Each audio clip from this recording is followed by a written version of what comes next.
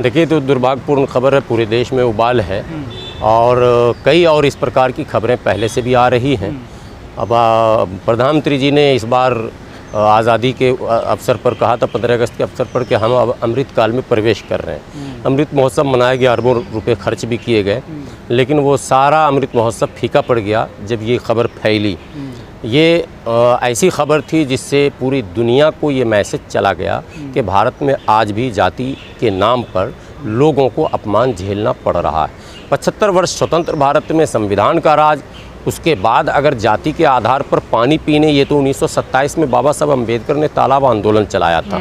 उस समय जानवर तो पानी पी सकता था, कुत्ता, बिल्ली, भैंस, गाय सब पी सकता था, लेकिन जाति विशेष के लोग नहीं पीते थे। उस समय बाबा साहब अम्बेडकर ने यह अभियान चलाया था 1927 में, महाड़ आंदोलन जिसको कहते हैं। लेकिन अब क्या स्वतंत्र भारत में फिर हमको पानी के लिए संघर्ष करना पड़ेगा? मटका, जिस मटके को छूने की बात कही जा रही है, वो मटका बनाता कौन है? मटका बनाने वाला तो दलित है।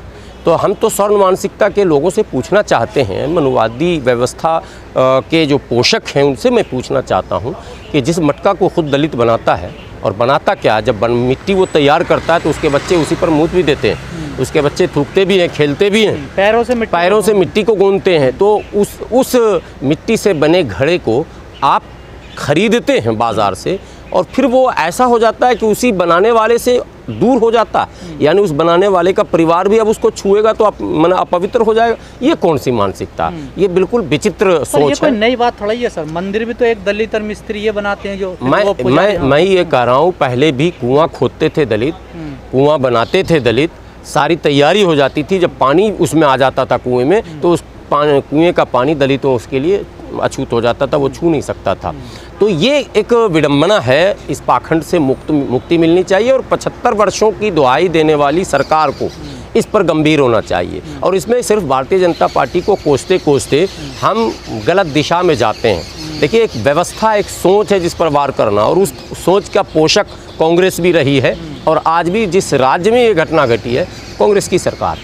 तो कांग्रेस और भारतीय जनता पार्टी और इस जैसी मनुवादी सोच की जो पार्टियां हैं, उनको, हमें जो हमारे समाज के लोग हैं, SC ST OBC और टोटली माइनॉरिटीज़ जो कन्वर्टेड हैं, टोटल, चाहे वो मुस्लिम हो, सिख हो, ईसाई हो, जैन हो, पारसी हो, जो भी, इनको चाहिए कि मिल बैठकर इस व्यवस्था के खिलाफ ज्वाइंट एक एजिटेशन करें। देश तो 75 साल आज़ादी का जश्न मना रहा है, अमृत काल चल रहा है देश में, और 75 साल बाद भी अगर दलित इस तरह मारे जाएंगे पानी पीने के ऊपर, तो फिर कैसा ये आज़ादी का जश्न? मैं यही तो कह रहा हूँ, बहुत सारे जो ऑर्गेनाइजेशन हैं और जो SC ST में काम करने वाले लोग हैं, उन्होंने तो इस खुशी का बिल्कुल बायकॉट कर दिया था। उन्होंने कहा कि मेरे लिए तो आज़ादी है ही नहीं।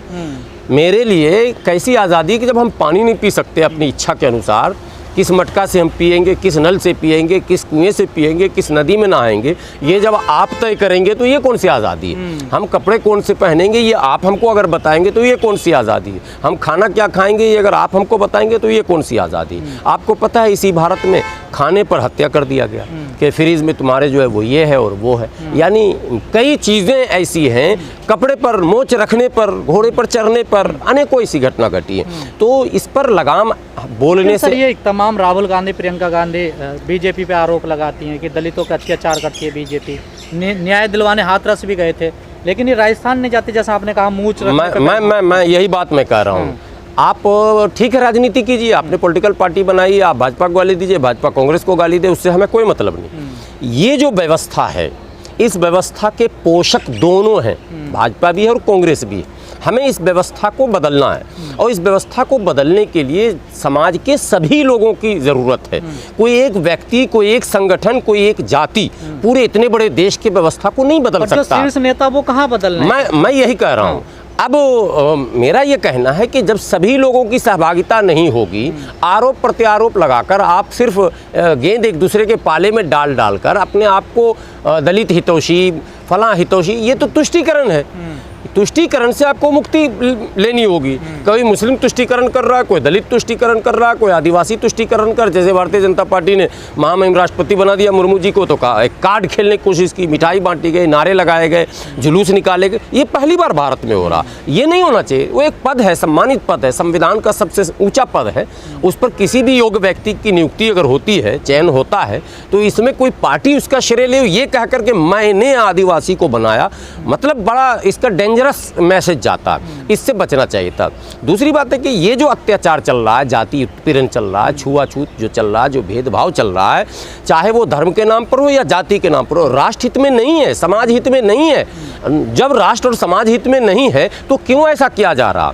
जिस सो कॉल्ड हिंदू धर्म राष्ट्र की बात की जा रही है, मैं तो उनसे भी सवाल पूछता हूँ कि क्या आपके माने प्रस्तावित हिंदू राष्ट्र में क्या ये है कि जाति के नाम पर आप अपमानित करेंगे, और यदि नहीं करेंगे तो ऐसा वातावरण क्यों आप बना रहे? दोनों सवाल उनसे हो रहा। अगर लोकतांत्रिक व्यवस्था है तो भी नहीं होना चाहिए, और आपको लग रहा है कि नहीं इसी बहाने हम हिंदू राष्ट्र लाना चाहते हैं, तो भैया हमको ये बताइए कि क्या हिंदू राष्ट्र का मतलब यही है कि कम्युनिटी को या जाति को या धर्म को आप टारगेट करेंगे? ऐसा नहीं है। तो नहीं है तो सबको आना चाहिए, धर्म के संतों को भी आना चाहिए, मौलवियों को भी आना चाहिए, पादरियों को भी आना चाहिए, गुरुओं को भी आना चाहिए, और तमाम सामाजिक कार्यकर्ताओं को, राजनेताओं को भी आना चाहिए कि देश के लिए ये कैंसर है, ये देश के लिए। ये तो जाति के आधार पे हो गया, लेकिन सर जो प्रशासन है, जो सरकार है, वो भी तो भेदभाव करते हैं सर। अगर कोई दूसरे की इस प्रकार की हत्या हो जाती तो 50 लाख। आपने गाना सुना होगा, जिसका बड़ा भाई हो शराबी, छोटा पिए तो हो क्या खराबी। जब नेताजी सैया बहल कोतवाल तो डर काहे का, नेताजी ऊपर बैठे हुए हैं, इशारा कर रहे हैं, तो प्रशासन के लोग क्या करेंगे? उन्हीं के इशारे पर तो चलना है, क्योंकि नियुक्तियाँ, ट्रांसफ़र, पदोन्नति, वो सब तो उनके हाथ में है।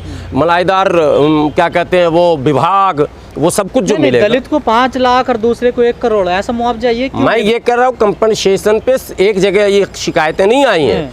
आपको याद होगा लखनऊ में एक तिवारी जी का मामला हुआ था, एप्पल के, उनको फौरन 1 करोड़ का कंपनसेशन भी दिया गया, उनके वाइफ को नौकरी भी दी गई OSD की, वो भी फौरन।